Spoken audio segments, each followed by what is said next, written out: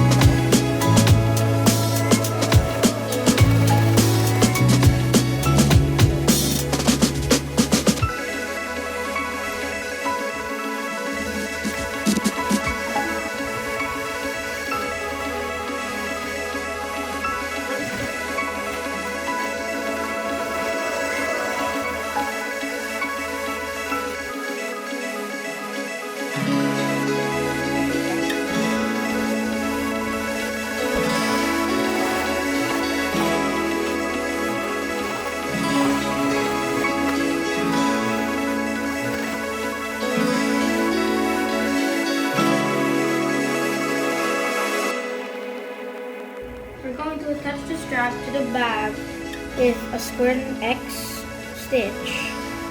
After that, we're going to be attaching the back part. So we're going to be attaching the cover part this here.